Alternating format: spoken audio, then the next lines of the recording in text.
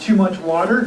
While I was watching it, basically it was like, I wrote down in my notes, it's like manipulating suspense. It's almost like Hitchcockian suspense, but then with the more obvious payoff. It's like kind of like toying with us, like playing with us, with our emotions, and then the obvious is kind of obvious, and sort of like for us, wanting to always kind of like, as a human species, try to like, having to want something bigger than what it really is. Kind of, we always want to have the supernatural or the religion or the spirituality to kind of like be bigger than what it is. I wasn't too familiar with the language, and I wasn't able to read the subtitles, but I really enjoyed the suspense and I guess downright fear, which was developed throughout the movie.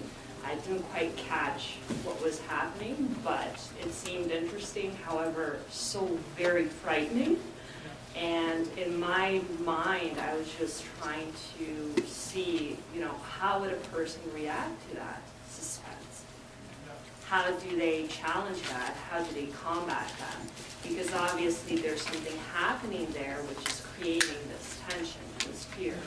Earlier today, I sat through an irritating discussion of bizarre things like this with people believing in numerology and stuff, and I'm just rolling my eyes at the whole thing. Don't offend people.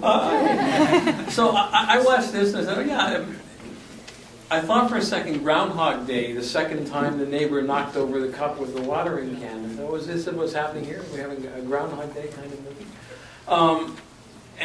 And all these pseudo-scientific explanations for what's happening. And then, of course, the end, it's funny because, yes, obviously a man cannot drink a swimming pool, no matter how large he is. It's physically not possible.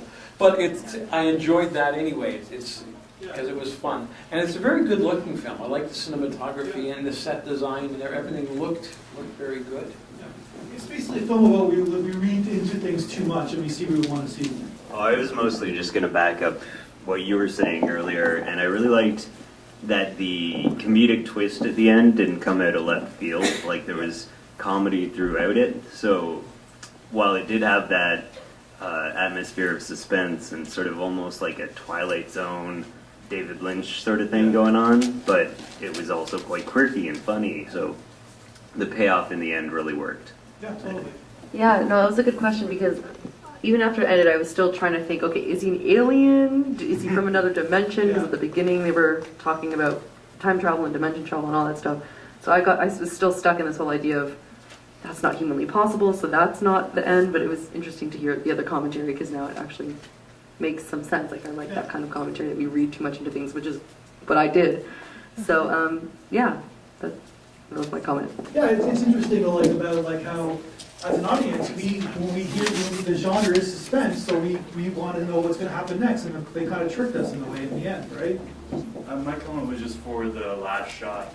I really enjoyed how it was shot in that when she put the light on him, he didn't look like a deer in headlights. He ran away, kind of like Skippy. And it was really humorous how he did that. Like, he didn't stop, like, what? He just kept on going. I think it was a good choice.